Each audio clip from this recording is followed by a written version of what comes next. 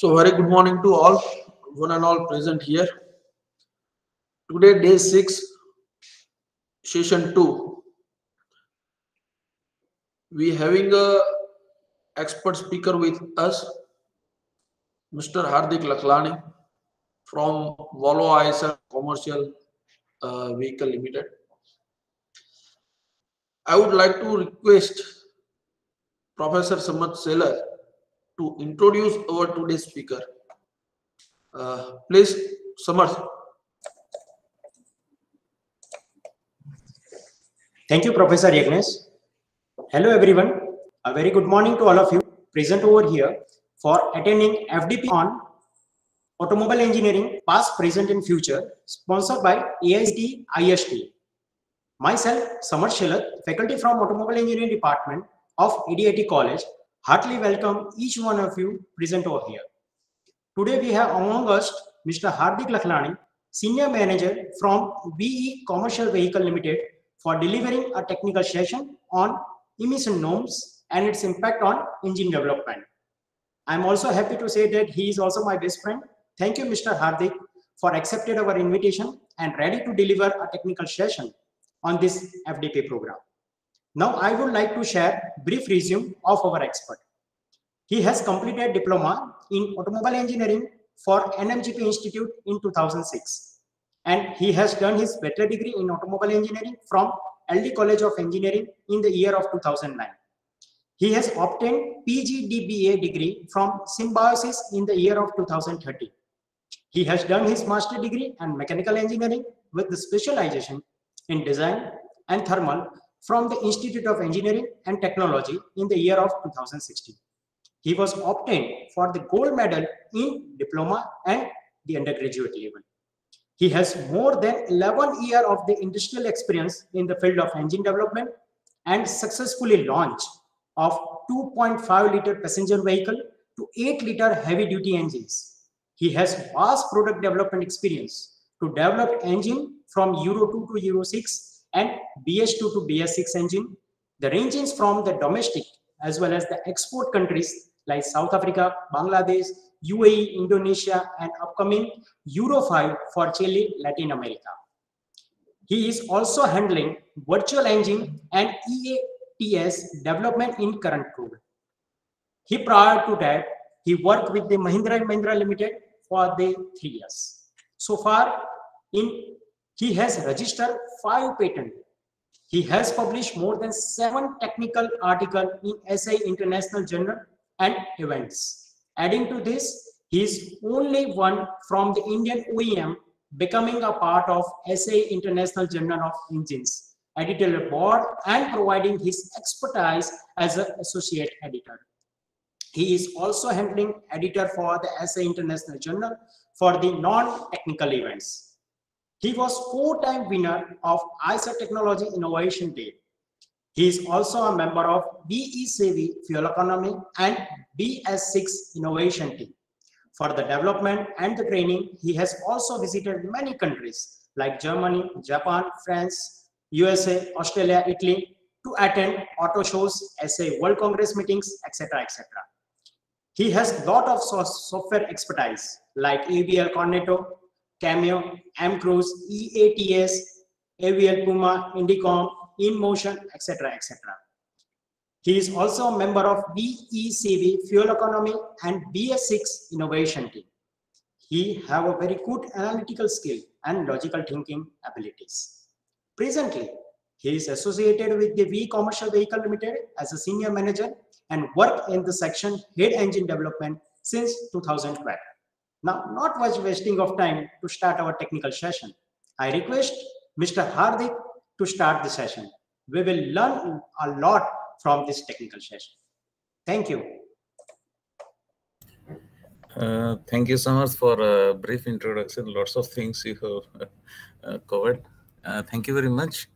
And thank you all of you, all the members who joined this seminar. And I would like to share whatever the knowledge I have gained through my industrial experience.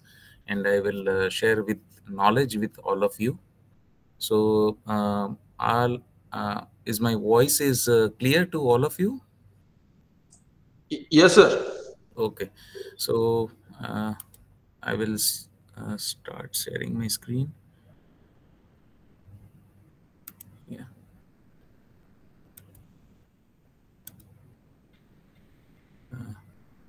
Once you get my screen, let me know. Is it clear? Yes, sir. Okay. Sorry, I'm not able to see the chat window. If you have any question, please, for that particular slide, please write down your questions so I can answer it after the presentation or in between the presentation.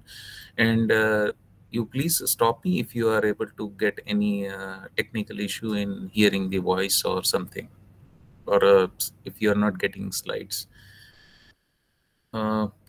Yes, today we are emission norms and its impact on diesel engine development for commercial vehicles. So I'm, as Samarth told, that I'm a section head for engine and after treatment development in commercial vehicles. So let's see what is the emission norms, past, present, and future, how it is progressed. So since 2005, it's a mechanical engine. Yeah. So in 2005, we have a BS2 emission norms, which is morely mechanical engine in cylinder treatment. And we have at that time 5 years of development time from BS2 to BS3, where BS3 came in 2010. So we got a 5 years of development time. And the main particle is, yeah. So main emission components are like for diesel engine, it's a NOx and particulate matter. So which having a limit of 5 gram per kilowatt hour for NOx, and for particulate matter, it's a 0.1 gram per kilowatt hour. So then we have a BS3 in 2010 where emission norms is further reduced, and then we got a BS4 which having a further treatment of SCR and EGR plus DOC. So here if we see the BS4 having a further NOx reduction up to 3.5 gram and PM reduction 0.02. So the engine mostly equipped either with a SCR or with EGR plus DOC technology. So it's a more towards the diversion of mechanical to mechatronics engine development. And we got almost 7 years of development time from BS3 to BS4. So in BS4, we got in 2007, that emission norms came in 2007, and it's implemented. So our all diesel engines more than 3.5 ton should have this emission limits criteria. Then in BS6 came in introduced in 2020. So Indian government decided directly jump from BS4 to BS6 instead of BS5 route. So that was quite challenging because of we have target to achieve the NOx 0.4 gram per kilowatt hour and PM is 0.01 gram per kilowatt hour, which is quite difficult. And for that, we need either high efficiency SCR technology or we need a EGR plus DOC plus DPF technology. So it's quite challenging to work on both technologies. And the target timeline was only 2.5 years of development time, where the technology having a mechatronics, chemical technology and material technology, all things, three things combined, migrated from BS4 to BS6. So this is the quite challenging, and this is the complete roadmap from BS2 to BS6, how we gone through and how the engine technology matured stage by stage. So yes, when diesel engine is changing from year to year, the fuel is also getting changed from emission norms to another norm. So if we see the BS2 diesel having a 500 ppm sulfur, which is introduced, and then when moved to BS2 to BS3, it got a 350 ppm sulfur. Then BS4, we got a 50 ppm sulfur. BS5 is skipped, and we directly jump to BS6 where we have a 10 ppm sulfur. So when diesel engine technology is getting matured, at the same time diesel is also getting changed with respect to emission norms.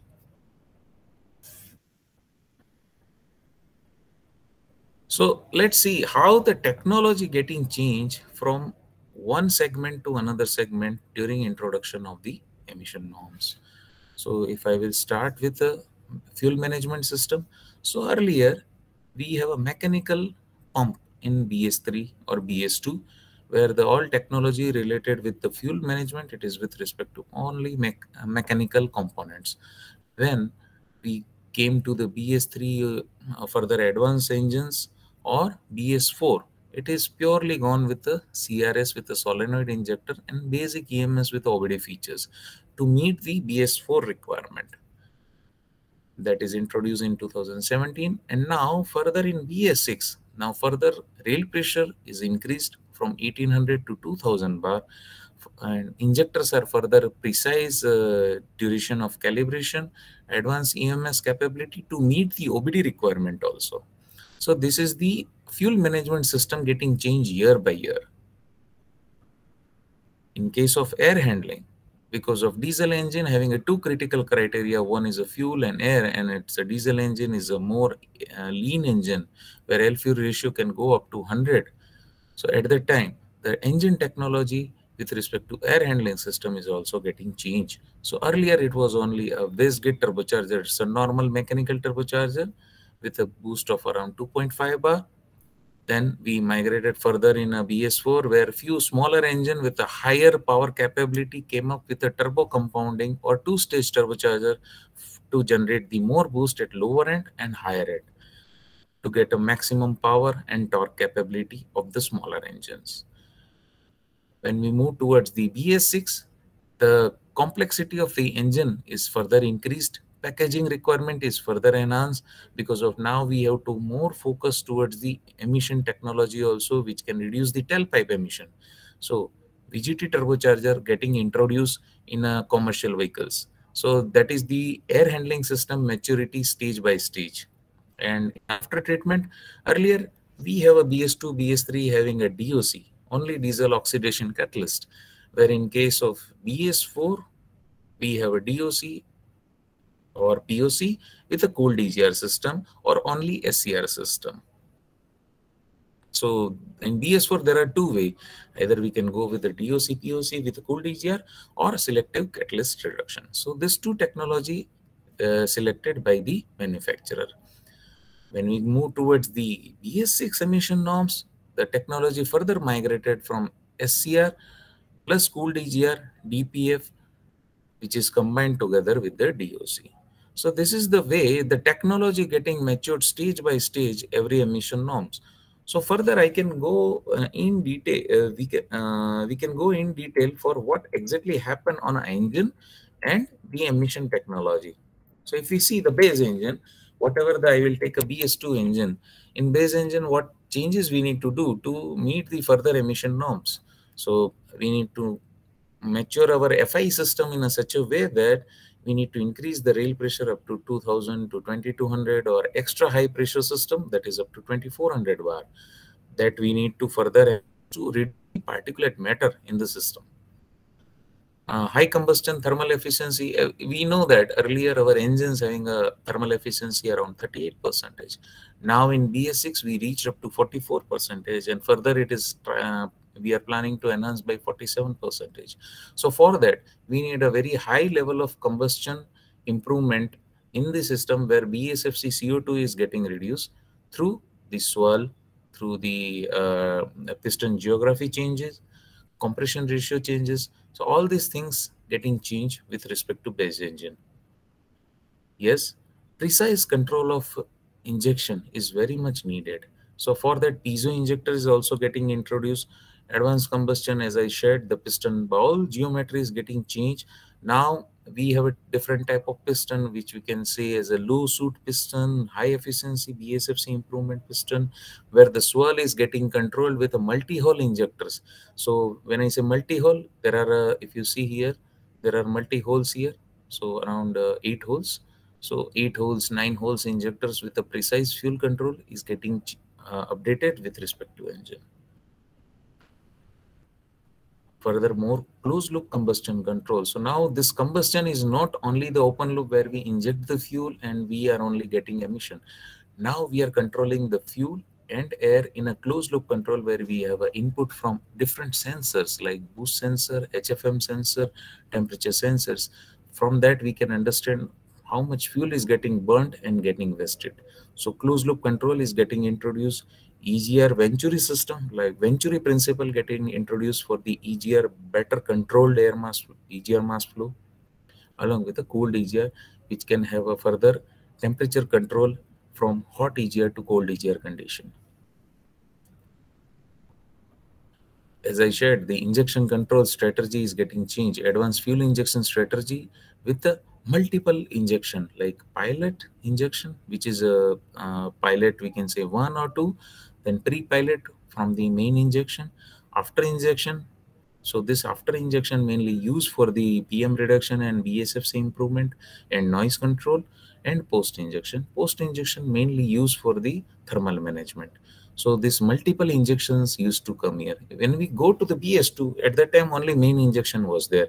When we came to BS2 to BS3, we have a pre and main injection. Because of customer is also getting matured, they are more sensitive towards the engine noise in a BS3 and BS4. When we move towards the BS6, there are further thermal management requirement is there. Thermal temperatures are required for after treatment system for the tailpipe emission reduction. At that time, post is also getting introduced. And yes, there are double pilots also coming. As we know that now our Indian road conditions are further improved. We can move the trucks up to 3,000 meters without any issue. So now the conditions are better. So at that time, the cold startability is very much important for the bigger engines, bigger diesel engines. Petrol engine doesn't have that much of problem what diesel engine having. So dual pilot is also getting introduced for the cold startability.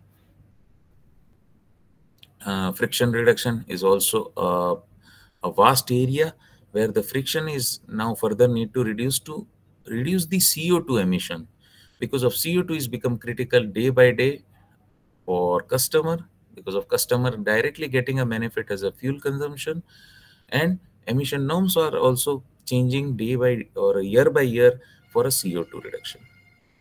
And variable valve actuation, where the engine efficiency, as I shared earlier, it was a 38% thermal efficiency. Now we are at 43%. So the volumetric efficiency need to enhance in a such a way that we can have a more air, less fuel. So the engine having a better thermal efficiency through the variable valve actuation. So here, if I will go with this in detail, that evolution of how air handling system is happening, and definitely if there is a turbocharger, all type of turbocharger having some positive aspect, some negative aspect. So if we go with a stage by stage, like electronic wastegate turbocharger, which is actuated through the electronic controller, the EGR durability is normal as like pneumatic turbocharger. The low end torque capability is not that much of good, but yes, packaging and cost is very better compared to the other technology. Thermal regeneration we cannot use as much as other turbocharger technology, where we can control the wastegate in a such a way that we can get a better temperatures, reach air fuel ratio. So that is not possible with the electronic wastegate, because of it can have a better control at higher RPM only. High BMAP is not possible because of it have a limitation of maximum engines turbine speed need to control. So high BMAP is not possible. Either turbocharger go into surge line or choke line. So that is not possible. And BSFC improvement is also not that much as other technology. When I say asymmetric turbocharger, so this is another technology in a wastegate or e-wastegate turbocharger where one volute, this is a one volute and this is second volute. So one is a smaller, another is a bigger. So with this technology, EGR durability is further enhanced. So whatever the demerit here, it is now further improved. Low end torque is also getting improved because of we have a more turbine energy at the turbine compared to the wastegate turbocharger. So further it is enhanced. Packaging is same like normal turbocharger, and thermal and high BMAP and VSFC improvement same as earlier turbocharger. So here one stage is improved. So asymmetric turbocharger is further used for the BS4 EGR engines. When we move to the VGT, so further it's a variable geometry turbine, variable vanes, multiple names are there, but the technical is it's a vanes are getting changed with every engine speed and torque. We can control it. So it's a VGT, variable geometry turbocharger. In that, EGR durability is supreme because of we can generate the P3 pressure before turbine through the vanes. Low end torque is quite better. So you can see this kind of turbocharger in very high-end vehicles, either it's passenger cars or trucks. Packaging is little bit complex because of for VGT it's required more space, and cost is, yes, it is getting increased because of the cartridge which is used here. It is more costlier, more complex part. So cost is also getting increased. Through the vents, we can control the air-fuel ratio. So that's why thermal management is quite better with a VGT. We can select, reach, and lean air-fuel ratio precisely with a VGT turbocharger. And as I go with the lean air-fuel ratio also, so high BMAP is also possible, and BSFC improvement is also possible with this. So this is the advantage and disadvantage of VGT turbocharger. And if I will go VGT to two-stage, the two-stage is nothing but one smaller turbocharger and one bigger turbocharger. So one smaller turbocharger is getting used at a lower engine speed, and the bigger turbocharger is used at a higher engine speed.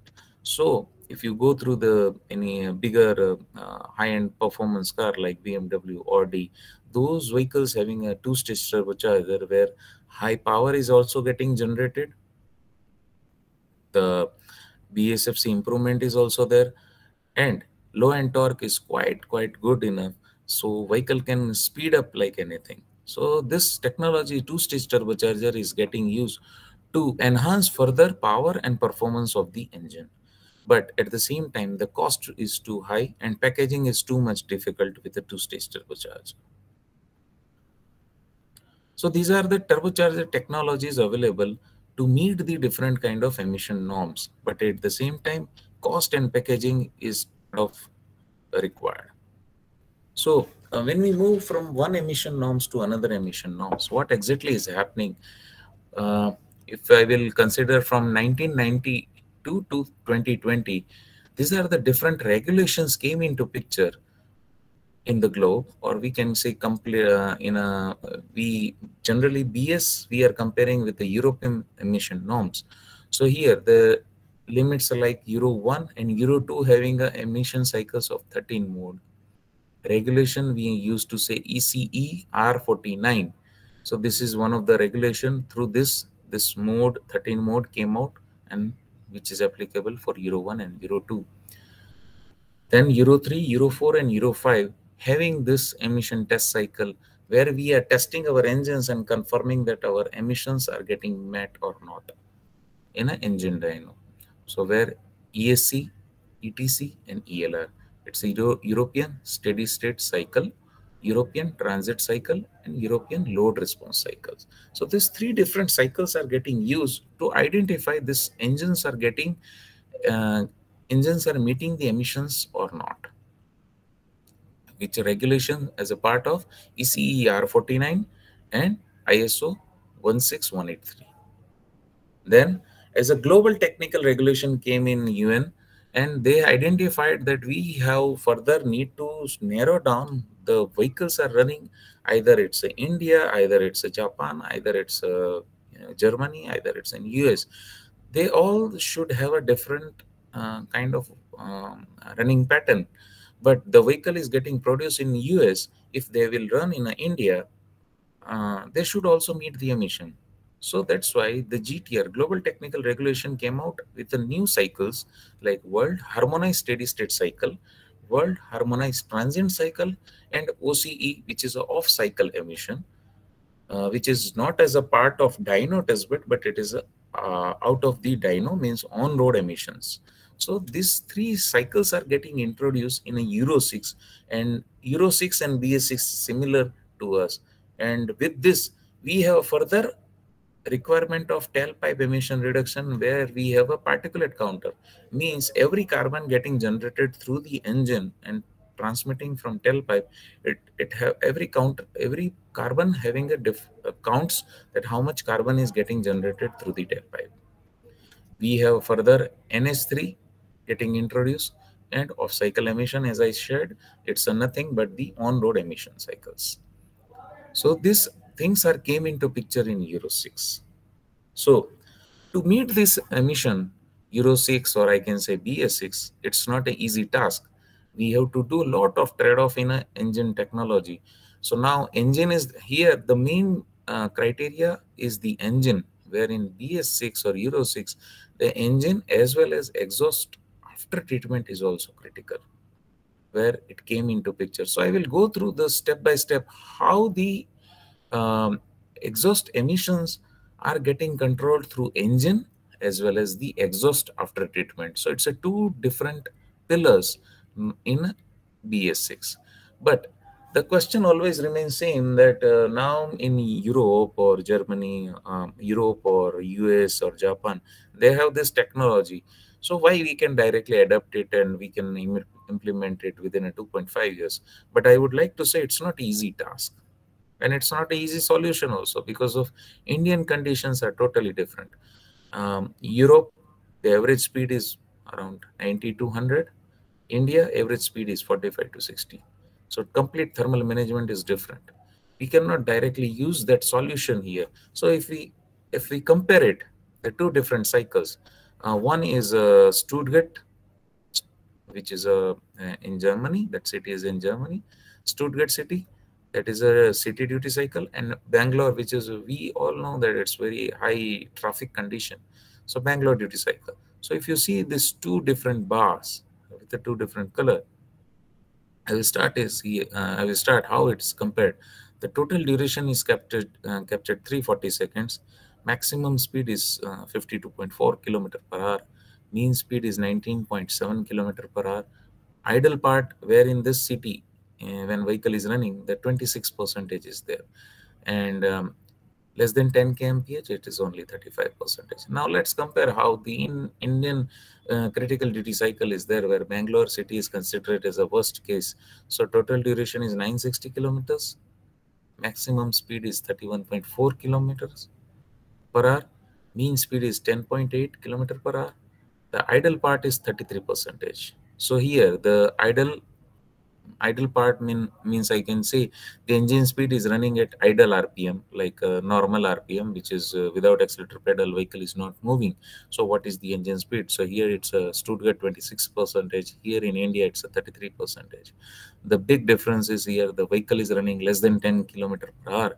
In Stuttgart it is 35%, where in India it's 52%. So it's quite high. How it's impacting? It's impacting here that regeneration interval is getting reduced by 25%. This I will explain you in DPF technology.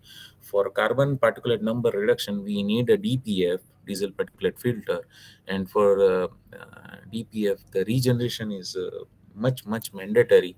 So that is now getting reduced by 25%. And because of that, oil dilution is getting increased by 96%. So this is the impact, where we cannot directly take the vehicle or technology from any other country to India. It's not possible. It's quite challenging. So what we need to do, we need to adjust or we can do the development of BS Euro 6 technology for the BS6 emission norms.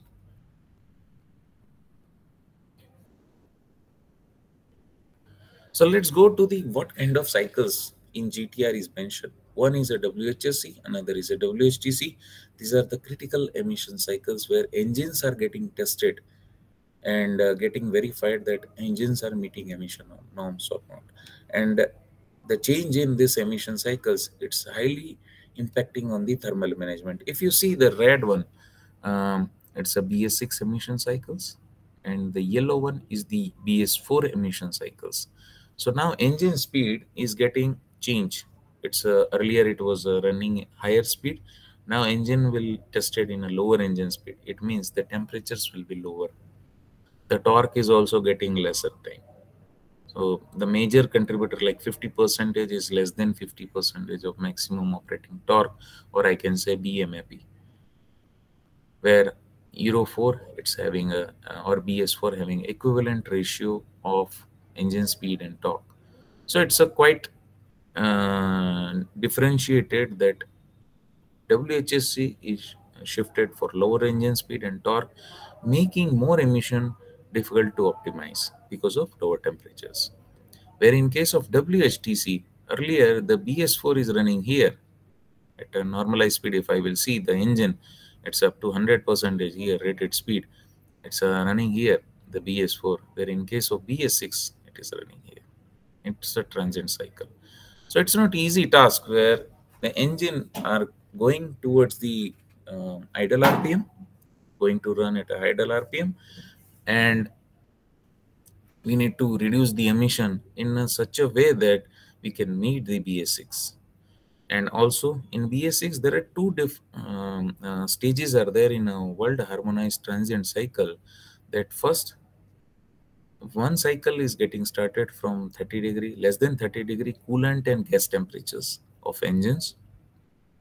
Then after 1800 seconds, then we have to stop the engine forcefully by 10 minutes, for the 10 minutes.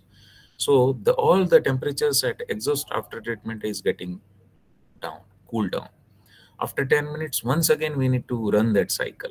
And whatever the emissions are there, 86% weightage are there from the hot cycle and 14% there from the cold cycle. So this is what kind of, what is this cycle is representing is the actual vehicle running condition.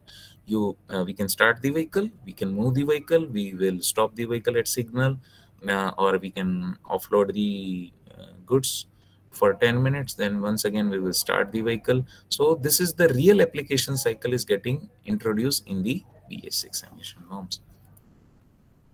And as I shared, another is off-cycle emission. So in off-cycle emission, we have to achieve this emission targets like NOx by 0.6 gram per kilowatt-hour, PM 0.016 gram per kilowatt-hour, CO2 gram per kilowatt-hour, and HC by 0.22 gram per kilowatt-hour, where WNT is word not to exceed test cycle. So what exactly it means? So whatever the torque curve we have engine wise, all these segments need to achieve the emission of this much. When if any control test area to be tested, in one control area like 6 number, 5 point will be tested, and all these 5 points should meet this emission criteria. And this is not only 1 point. Another aspect is that it need to meet all this ambient temperature from 0 degree to 40 degree and altitude of 0 meters to 1800 meters. So all these temperatures and altitude should meet our engine of this much, emission norms. So it's not easy. Earlier in BS4, it's a 25 degree and altitude of 0 meter, or I can say sea level, we need to meet the emission. Where in case of where we have a testing range of 20 to 30, so that is acceptable level for BS4. But BS6, this is the complete area we need to achieve all this emission target for WNTE.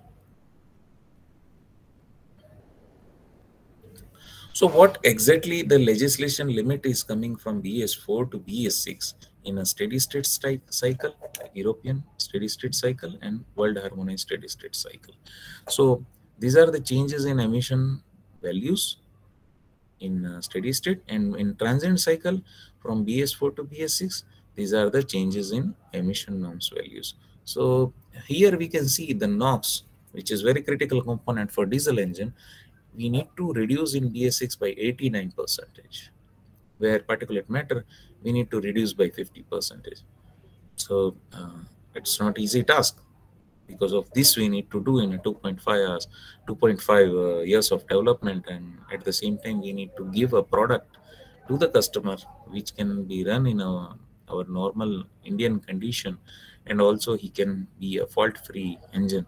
So there are a lot of technologies for that, and the challenge what for the engine development is we have to reduce 89% of NOx, 50% of PM. The OBD complexity is 2 times higher than the BS4 because of now engine hardware threshold is also getting, engine hardware life is also coming into picture. So the calibration thresholds are getting changed. And in-vehicle emissions, which is off-cycle emission, which is going to come in at 2023, but where light duty trucks having a 3 lakhs kilometer of range and heavy duty having a 7 lakhs kilometer of emission legislation range, where our engine should meet emissions with respect to these kilometers. So, and that is also from sea level to high altitude. So we have to migrate our technologies in such a way that we should meet this emission criteria. So as I earlier shared, we have a different kind of technologies in a fuel injection system, air handling system, and exhaust after treatment. So higher rail pressure, piezo injectors and multiple injections, 2-stage VGT, asymmetric and E-actuator turbocharger, DOC DPF and high efficiency SCR system. So let's go step by step how the BS4 to BS6 we are changing the actuators, how the sensors are getting changed. So now these are the changes from BS4 to BS6. So all these criteria are changed now. The more mechatronics came into picture, all the sensors are sensing the real mass, real pressure, real temperatures, and giving inputs to different actuators like VGT, E-wastegate turbocharger, ITV, then electric EGR, then ETV, then DOC, DPF, SCR, and ASC. Once again, I will start from BS4, what exactly it is. The air used to come from here. Then there is a wastegate turbocharger. It will go from here through the intercooler. Then there is a P2 sensor. As we all know, that there is a PV diagram. So this is the P2 of that. It's a boost sensor. The air combustion will happen here. It will transfer from exhaust. It will goes to here, and there is a turbine. This is the wastegate, and it will pass through here. DOC will be there. It will have a combustion of, or I can say exothermic reaction, and it will pass through here. So if there is a BS4 with EGR system, EGR and DOC, having a schematic of this. If there is only SCR, then the schematic of urea dosing, SCR and ASC. So this is a schematic of BS4 layout where the EGR cooler system is here, where it's taking the exhaust gases here. It's a cool down here, the temperature sensor here, EGR valve here, and putting hot gases in the intake system for the better NOx control. So this is a sensors or the system for the BS4 engines. When we go to the BS6, it's totally getting changed. Now we have a VGT or a 2-stage turbocharger or E-wastegate turbocharger. We further need to have a air mass flow measurement, HFM sensor. We have a ITV where intake throttle valve is getting controlled for reach and lean air fuel ratio control during the different kind of stages of thermal management. Then we have a exhaust throttle valve where we can increase the engine and enthalpy in such a way that we can get a better control over the engine temperatures. So all engine temperatures are getting increased either through ITV, either through ETV. Then we have a NOx sensors where we are measuring what is the engine out NOx. We have a T4 sensor, which is nothing but the engine out exhaust temperature. We have a diesel oxidation catalyst.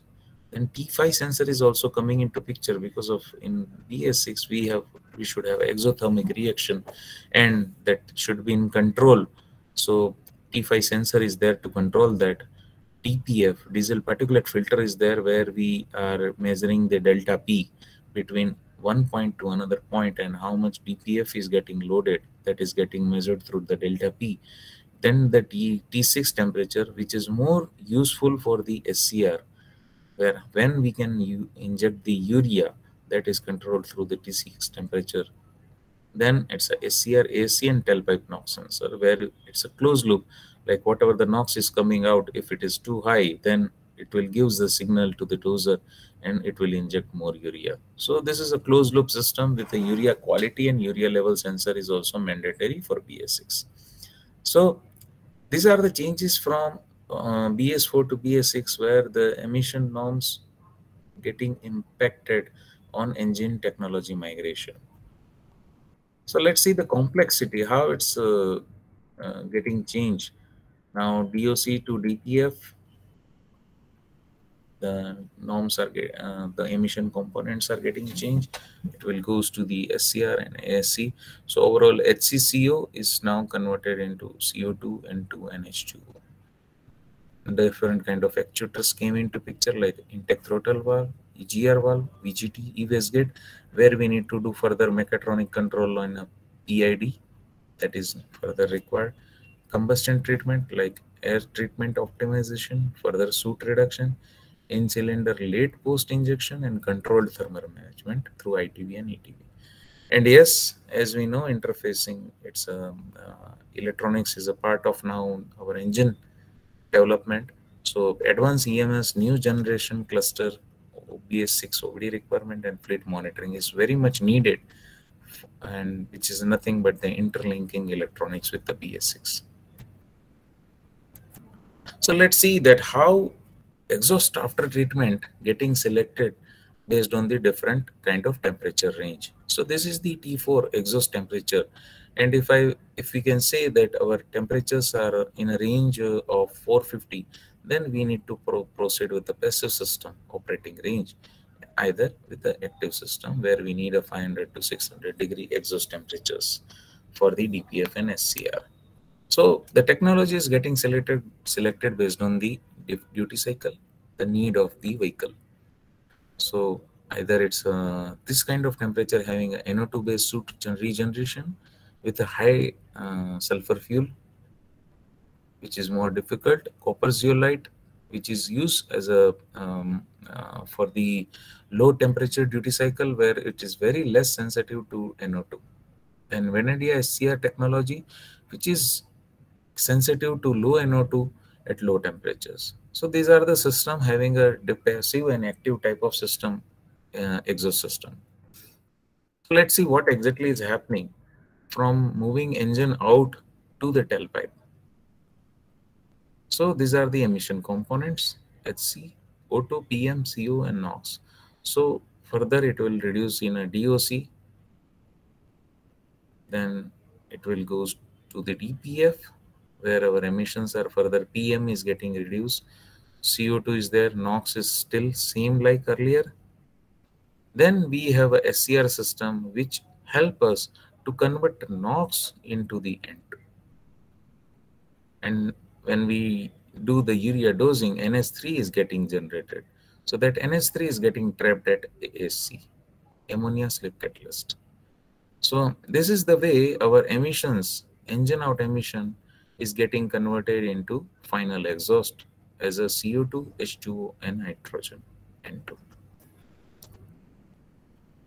So let's see one by one how the DOC is getting worked. So if you see here, this is the canning part, extra, I can say, metallic component. There is a substrate. Now exhaust gas are coming like HCCO, and now it's having a precious material here in a substrate. This we used to say substrate. And here the material, PGM material is there. So this is a gaseous hydrocarbon, carbon particle, and carbon monoxide is getting here. Now it will have an exothermic reaction, and it will have a more clean air compared to this end. So it required a lower activation temperatures like 180. So yes, soluble organic fraction reduction by 90% is through the DOC. PM is also getting reduced by 25 to 50% in the DOC. And diesel order is also getting addressed through DOC. So it is very critical component for the BS6 emission to meet the BS6 emission norms. So let's go to the another part, DPF. So this is the new animal introduced in the BS6. If you see here, this is the delta P.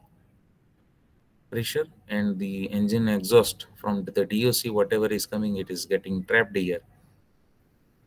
And these are the carbon particles. So one point is blocked, so it's a alternate block points, and here it's open. So few particles getting trapped here and few will pass through this. So these are the small carbon particles. Once it is getting jammed, the differential pressure getting increased. So it will give signal that to increase the temperature. So regeneration will start here. And now once regeneration will start, it will reduce. So these carbon particles are getting burned and the pressure will reduce.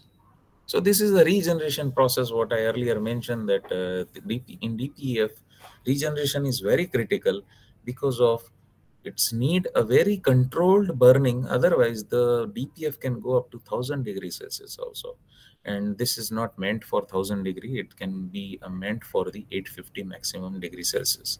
If we go more than 1000, more than 850, it will melt all this material.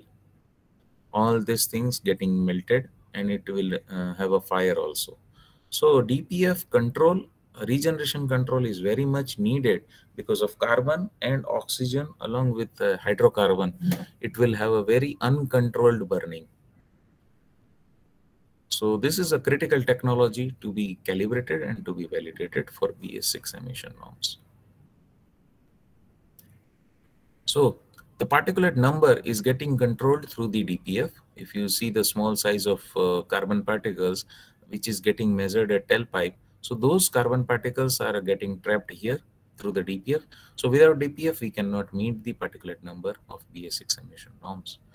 And this is the optimum size. We need to calibrate in such a way that we should have a low oil dilution and high gap of the regeneration to have a better fuel economy. So what exactly is happening? Let's see. On a DPF, there are two kinds of regeneration. One is a passive regeneration, another is a active. So passive means there is no additional fuel is required. Whatever the temperature is there, with that temperatures, we can have a burning of carbon inside the DPF. So what exactly is happening? Let's see. So carbon particle came here, it's trapped here, few of the past. So whatever is trapped, then NOx particle will go in a DOC and it will react with the loading, and that NO2 particle will react. Now in DOC, the chemical reaction is happening and NO2 is gone with the carbon, and there it will burn out and the carbon will remove from the DPF. So this is a passive regeneration. Where in case of active, carbon is trapped here, few of the carbon passed through the porosity. Now if I will dose hydrocarbon through the in-cylinder or through the external, it will have a burning and the temperatures are getting increased and it will burn out the carbon. So that way it's getting removed. Do we need to go through one more time?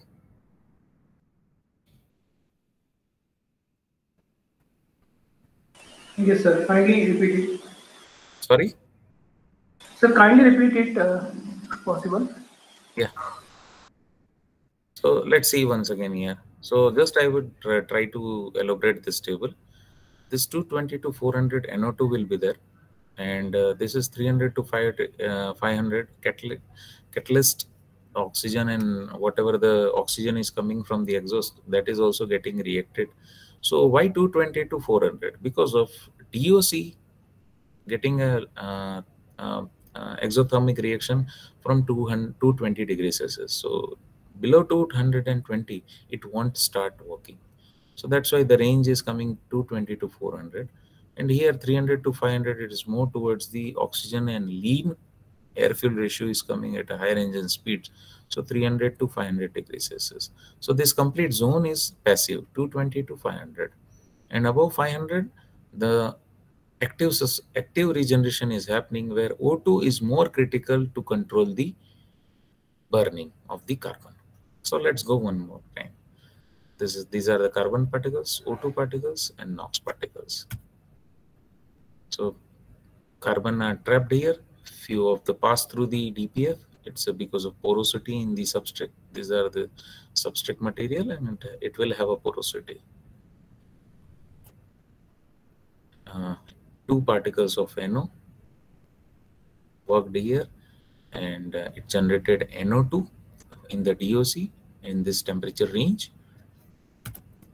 This NO2 now start working with the carbon particle, and it will burn out the carbon particle, and CO2 will be there, and 2 part of NO.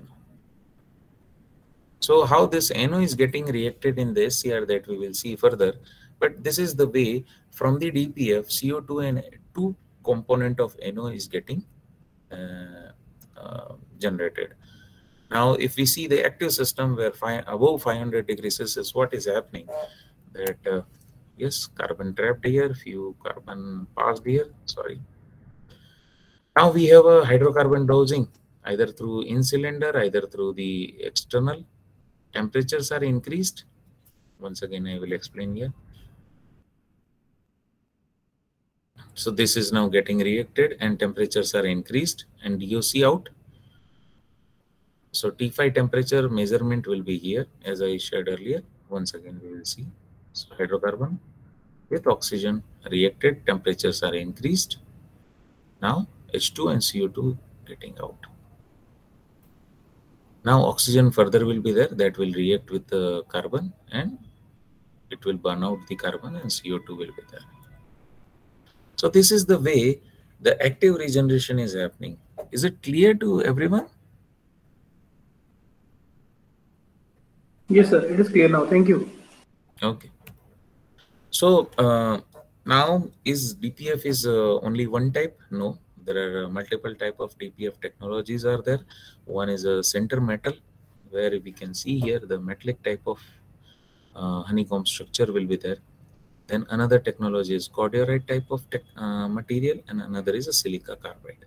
So this 3 different kind of DPF technology will be there, which we need to use based on the vehicle application. We cannot use everyone in a different kind, all type of vehicle application. We have to precisely go with the positive part and negative part of each technology, and we need to use for our vehicle application.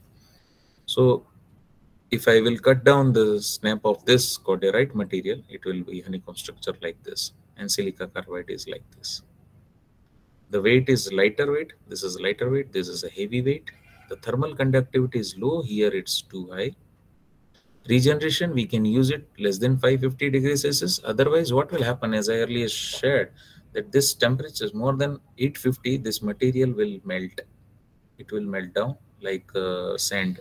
So we need to control it less than 550 degrees Celsius. And this is more towards the 1150 degrees Celsius. This application is more towards the medium duty engines and heavy duty engines. This is more towards the passenger car and light commercial vehicles.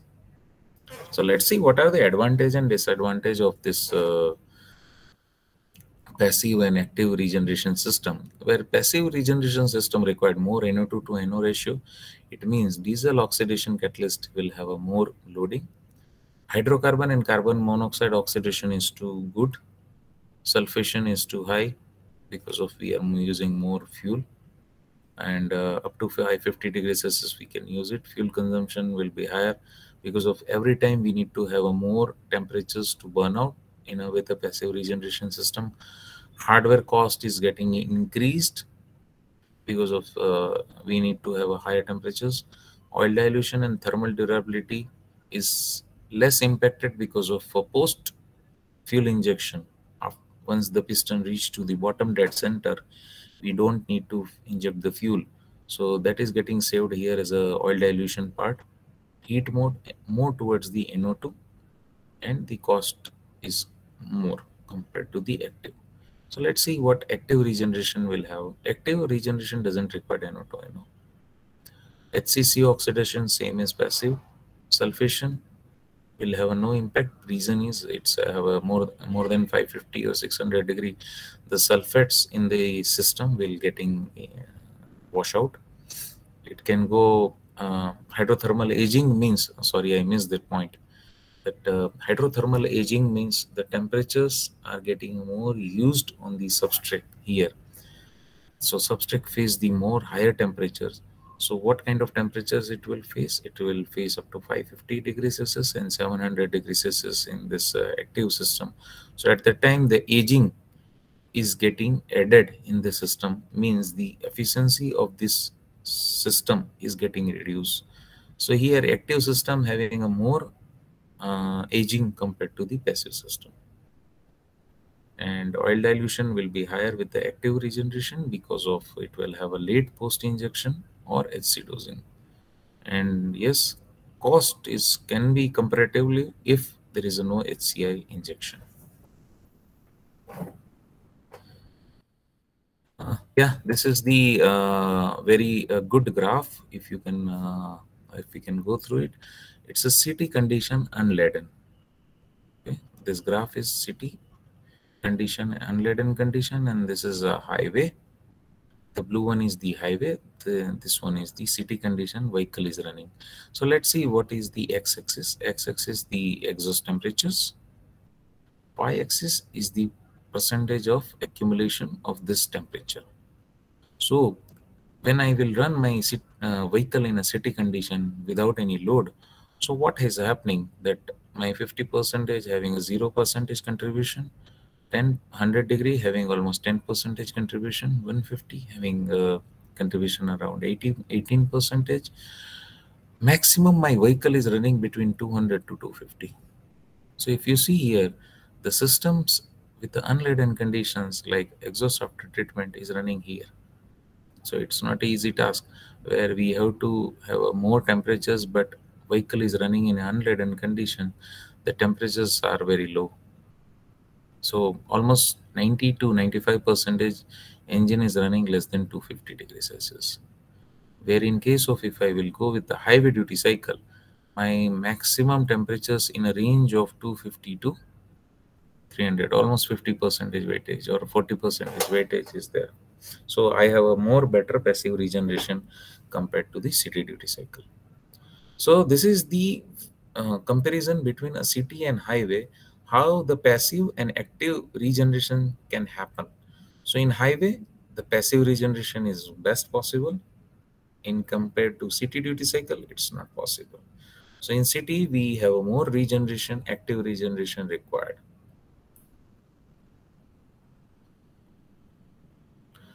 So when temperatures are lower, definitely it will impact on the tailpipe NOx. As I earlier, once again, I will go through this.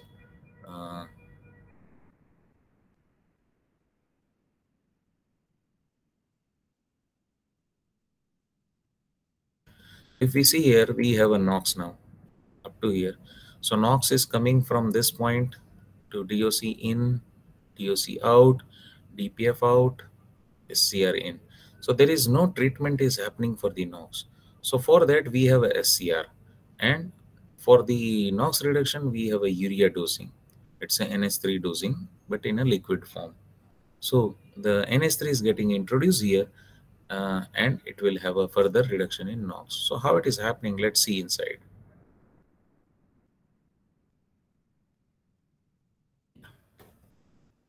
So to meet the emission of 92% NOx reduction in a BS6, we need SCR also.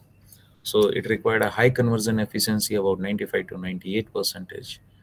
NH3 sleep we need to control by 10 ppm to meet all the WNTE or WHTC, WHSC cycles. So challenges is to make the system sulfur tolerance, because of in East India or some part of India will have a some kind of adulteration of fuel where sulfur will be used, or mixing of kerosene with the diesel will be there on an engine. So we have to prevent a system failure in a such a way that our system should be sulfur tolerant. The conversion efficiency need to be high, as we know that 3 lakhs or 7 lakhs kilometer if vehicle run, it should meet the emission requirement. And as we see the low light of temperature of catalyst, it means that vehicle is running in unladen condition. it should have a better conversion efficiency of NOx to nitrogen. Then high temperature stability, it can go up to 600 also. So aging will be there, still it should have a stability. And HC tolerant should be there because of active system have a hydrocarbon injection in a DOC, then it will pass to the DPF, and few can transmit to the SCR also. So what kind of technology options we have? We have a high vanadium, extruded vanadium technology, copper zeolite, iron zeolite, iron copper zeolite. This is a hybrid technology for the different sea level to high altitude, where I will go through all these three technology comparison, what exactly the advantage of that. But these are the 5 different technologies. So let's see what happening in with the SCR only the system. If we put the SCR with the engine, so here this is the air filter, air is coming, passing through the turbocharger compressor, it will goes to the intercooler, it will come here, then it will go to the intake system, fuel injection is happening, this is the burning is happening, power stroke, then it will goes to the exhaust stroke, exhaust is passing here, then there is a NH3 dosing here, and this is the pump dosing is happening, and here the SCR catalyst is there. So NOx is getting converted into the nitrogen here. So this is the simplest way where we can see what exactly is happening in the SCR system. This is a schematic layout of the SCR dosing system. And let's see different stages after injection, what is happening. So as I earlier shared, this is the DOC, this is the DPF, and this is the SCR. So here AdBlue injection is happening, and now NOx is getting converted into the nitrogen. So this is the gas flow. I will cut section, we can see here. Urea dosing is happening. So this is the cooled wall. So here, this part. So this is very cool. Urea is also getting injected up to 80 degree. Because of the complete cooling circuit of water cooling circuit is here. So it will cool down the doser in such a way that the urea is not either getting too low temperature and too high temperature. So it's getting injected here. So film formation will happen here because of it's getting touch with the wall. So this evaporation and thermolysis and hydrolysis, this process will happen here. So this is more towards the hydrolysis process. Then the gas flow is coming here from this point. The urea dosing or NH3 liquid part is here, and it will create a film. So this film will be like this. Now we have some temperature here up to 250 degrees Celsius or 200. So it will start thermolysis process. And evaporation of H2 will happen, and NH3 component will be separate out. So let's see that. Yeah. So this is the droplets. So I can say this droplet. So this is the complete urea droplet. So heat is getting transferred, water will be separated. So here the evaporation happen. So water will be separate out. Water is getting separated. 3 NH3 molecule getting separated. So this is a solid urea. Okay. And now this solid urea is getting converted in NH3 component. So this is the process of how liquid urea is getting injected, and it will have a NH3 and HNCO as a conversion at the SCR in catalyst. So this is the complete process where everything is getting happen more than 150 degree temperature, gas temperature. Any question on this 2 slide?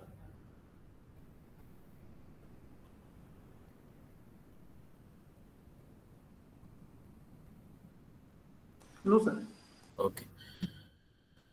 So we have now, as I shared earlier, we have 3 different kind of technologies for the SCR: copper zeolite, iron zeolite, and vanadium.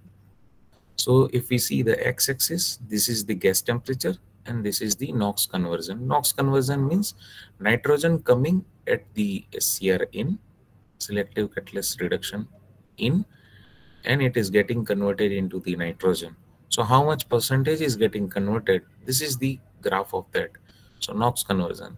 So if we see here, the copper exchange zeolite, or copper zeolite we used to say, it will have a better conversion efficiency at low temperature, 180 degree. Then it's going up to 220 degree onwards. It will have a 225 onwards. It will have 100% NOx conversion. So whatever NOx is coming, it is getting converted into the nitrogen from 225 degrees Celsius. Where in case of, if we can see here, the vanadium, it's a passive system where the lower temperature having a very poor NOx conversion efficiency, where more than 300 degrees Celsius, it having 100% NOx conversion. Then more than the 400, it will have a further reduction in the NOx conversion, which is same as like copper zeolite. Where in case of iron zeolite, if we see here, it will have a more better conversion efficiency of NOx conversion is more than 400 till the 550 degrees Celsius. So it is a sustainable at a higher temperature. So another technology what I shared, the hybrid of iron and copper. So if you see here, this is the copper and this is the iron. So this hybrid technology, it will be useful in a such a way that it can have a lower temperature conversion efficiency till the higher temperature. So it is a vast range we can have with the copper zeolite, iron copper zeolite, but at the same time, the cost is too high with that. So copper plus iron will have a more better range, like 200 to 600, but it will have more cost on the system. Vanadium is more used for the passive. Copper is used for the passive and active system. Iron is also used for the passive and active system, but the always used to be better with the high temperature engines. So what are the advantage and disadvantage of that? Vanadium, iron SCR, and copper zeolite SCR. So performance at low temperatures good with the copper and vanadium compared to the iron. Performance at high temperature, iron is better.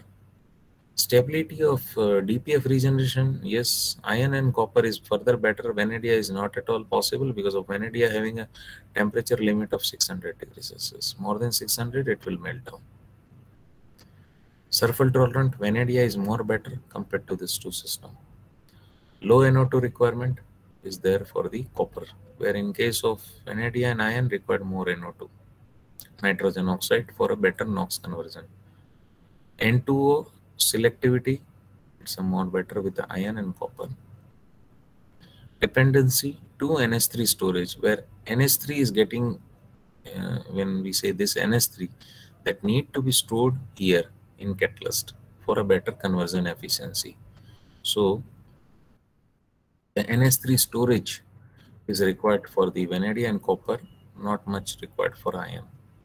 Aging resistance is very poor with vanadium. It will age very rapidly. Copper SCR will have a very slow progress on that. HC poison is too high with iron SCR. So if iron SCR is there and HC will pass through the SCR, it will have a more poisoning. So conversion efficiency of this iron SCR will reduce like anything. And cost is, yes, vanadium and SCR, copper zeolite. If I will compare vanadium with the copper zeolite and iron, vanadium is a little bit cheaper. So these are the critical aspect or factors which can impact on the SCR performance, like space velocity of the gas, exhaust gas temperature, NOx raw emissions, then uniformity of gas, and the urea injection. So primary, its automation need to be too high. So here, exhaust system geometry, what kind of layout is we are using, smaller diameter, bigger pipe. And secondary optimization means after the mixing, what is happening, that is the secondary optimization or atomization. Dosing strategy, 5-bar system, 8-bar system of the urea dosing, what kind of dosing strategy is there. Type of catalyst, it's a vanadium, iron, or copper zeolite. Yes, NO2 by NOx ratio and HC, it it will have a more impact on the ion. So DOC and DPF, what kind of system layout is there? So these are the critical aspects, or 7 aspects where SCR performance getting impacted through these 7 parameters. So let's see the concept for different technologies or emission norms is getting changed. So concept are also getting changed to meet the emission. So for BS6, the concept will be SCR efficiency we require 98% if we go with the no EGR, DOC, DPF and SCR system. So I will start from here.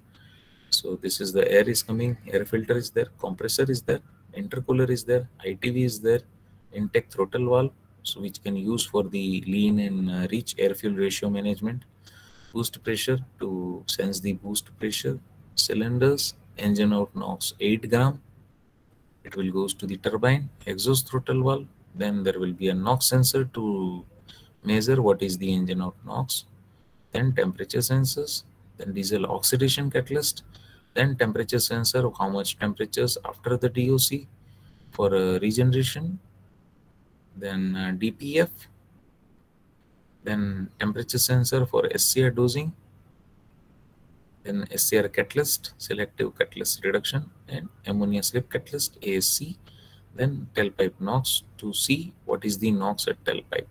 Here expectation of SCR conversion is 98%, so 0.4 from 8 gram per kilowatt hour.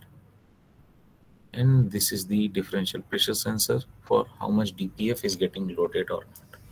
So this is a schematic of one concept which can be used for a different kind of vehicle application wise. So main thermal management is happening through ETV and ITV. And if there is a turbocharger with VGT, that also getting added for the thermal management. So here in this layout, engine out NOx is 8 gram. To the 0.4 gram we need to convert with the support of high SCR efficiency system. Another concept is hot EGR with the DOC, DPF and SCR. So now if you see here from this point to this point we have added EGR circuit. So hot EGR is getting used to control the NOx up to 6.5 gram. So earlier it was 8 gram, now it is 6.5 gram. So our loading on the SCR conversion will reduce up to 96%. Earlier it was required 98%, now it is required a 96% efficiency. So other things are similar, only the change is here. Engine out NOx is getting reduced through the hot EGR, where we have a temperature sensor and EGR valve, and EGR flow is getting added here. Another concept is the cooled EGR with the DOC, DPF and post injection. So this is a post injection when we can say it is an in-cylinder treatment. So the layout is almost similar as a hot EGR, but here what is happening is engine out NOx is now 5 gram with the support of cooled EGR. So this is the EGR cooler, EGR temperature sensor, EGR valve. Now air is getting added here. So the cold air and hot air getting mixed here for the temperature little bit increase. But due to the carbon particle, it will absorb the heat and NOx is getting reduced here up to 5 gram per kilowatt hour. Then it will goes to here, turbocharger, ETV, DOC, DPF and SCR. Now when we say with the post injection means all the hydrocarbon is getting injected in the engine and getting burned here in DOC. So DOC is having an exothermic reaction from 220 degrees Celsius to burn out the soot in DPF. So this is one layout, cooled EGR with the DOC, DPF, SCR, and engine out NOx is reduced up to 5 gram. So the conversion is also required less, 94%. So our system out NOx is 0.4 gram. To meet, we required only 94% efficient SCR system. So it will impact on the cost of the SCR system. Another is the, earlier we are dosing the additional hydrocarbon here. Now we shifted this to here after the turbine. So HC dosing we can say, or HC injection will say, or 7th injectors or 5th injectors. Multiple names are there for this HC injection. it's a hydrocarbon injection will happen here. So what changes are there? Almost these things are similar as like a cooled EGR. Here turbine, after that there is a additional injector will be there with a 7-bar system. Injection will happen here. The exothermic process will happen here. Then the increase in a temperature will goes to the DPF, burning will happen, and SCR system. So here also the engine of NOx we are targeting to reduce by 4 gram, because of now we have a more better temperature control through the HC dosing here. So we can reduce, we can give more and more EGR, we can have more PM, but that can be controlled through this HC dosing where particulate matter burn out at DPF. So the active system will be there and tailpipe will be 0.4. So we required here 90% of SCR's efficiency. So let's see what kind of sensors and hardware requirement with a different dosing strategy or different kind of architecture. If EGR, DOC and DPF with HC injector, we required VGT, EGR cooler, vacuum modulator. These are the part of these 3. Vacuum pump, EGR Venturi and 7th injector. Then these are the sensors and after treatment requirement, where we have an impact on the BSFC because of additional injection of hydrocarbon, which is nothing but the fuel. So it will impact on the fuel economy, and AdBlue consumption will be less because of always exhaust temperature will be higher. So AdBlue is nothing but the urea, NH3. Higher temperature will have a better conversion of NOx to N2. So that's why we require less NH3 dosing. It means less urea consumption. DOC with SCR without EGR will have an elimination of few temperature sensors, differential pressure, EGR temperature, and after treatment will have a EGR and DPF will have a better BSFC, and AdBlue consumption will be higher because of we need more higher temperatures. So this is a system mostly used for the BS4 without DPF or BS5, or not BS5 is not there, so Euro 5 will be there. Then EGR with the DOC, DPF, SCR without HC dosing. This is the most preferred technology for the light duty commercial vehicles, and heavy duty also having this kind of usage, but up to limitation 5-liter engines.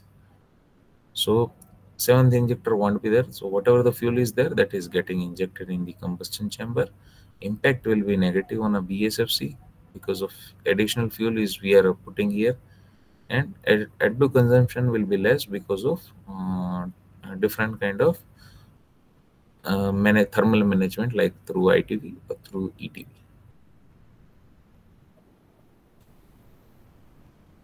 So let's see how the different after treatment strategy is getting impacted on the different criteria or parameters for the selection of the engine management for the different emission norms. So if after treatment solution with a high efficiency SCR and passive regeneration, this is the strategy 1. Strategy 2, solution with EGR, SCR and active regeneration. Strategy 3, with EGR, SCR on DPF. So SCR on DPF and active regeneration. And 4th strategy is EGR and SCR without DPF. And another is the EGR, LNT and DPF. So these are the 5 different strategies where impact of packaging space is with the good with the 4th and 5th, where in case of strategy 1 and 2 having a negative impact. NOx reduction in WHTC is very good with the 5th. Less than lower temperature, LNT is better. High temperature, it is very poor with this, where in case of all these 4 strategies is very good. Vehicle weight is better here because there is no urea dosing system, where in case of this it is very worst case. Technology maturity, it's a very mature technology for strategy 1 to 4. Fluid consumption we used to say it is a urea plus fuel, diesel fuel.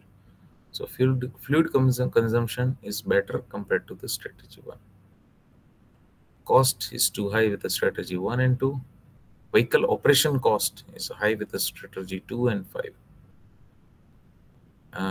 Efforts for after treatment calibration, it is too high for this kind of technology. Engineering effort is less with the strategy 1. Engineering efforts means supplier readiness, supplier development.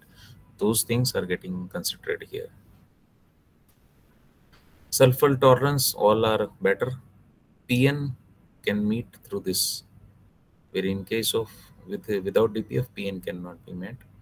Operational risk is very high with this too. Means aftermarket support is a little bit need a competency on this technology. Durability is better with the strategy 1, 2, and 4. Yeah. So, any questions? Sir, sir, very nice presentation. Sir, I have a question. This system can be implemented in, the current existing fleet of engines, like BS4 engines. Yeah. So when I say BS4, it's just a minute.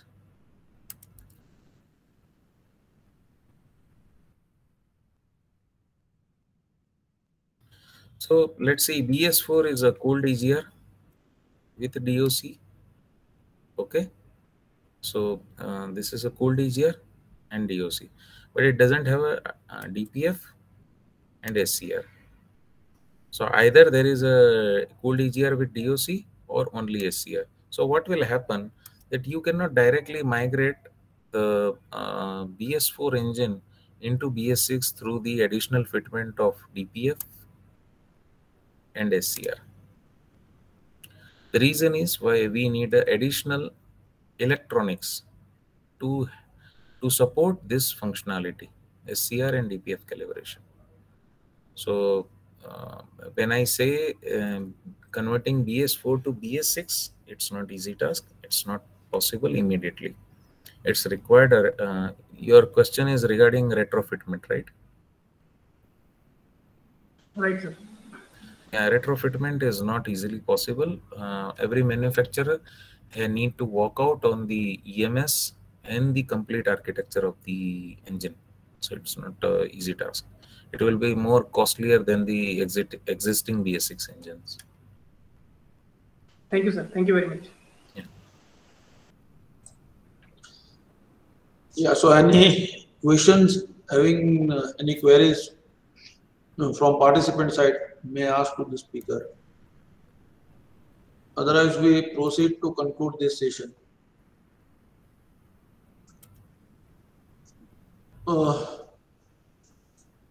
So I would like to thank Mr. Hardik. You have such a great presentation, wonderful, and nice knowledge sharing among the all participants. So I express my gratitude to Mr. Hardik.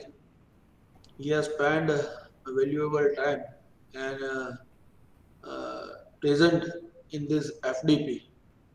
So on behalf of Automobile Engineering Department and entire team, I would like to thank you so much, sir.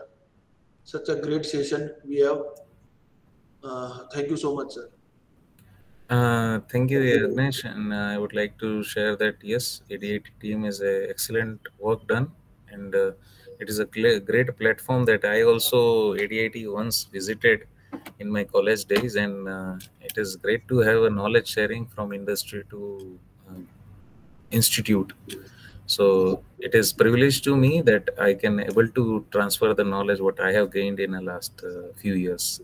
So thanks to Yagnesh and Samarth, both of you, and complete ADIT team to give me opportunity to share my knowledge. Thank you, sir. You are a part of this family, so always welcome. Yes, yes. Thank you so much, sir. Thank you, thank you, thank you.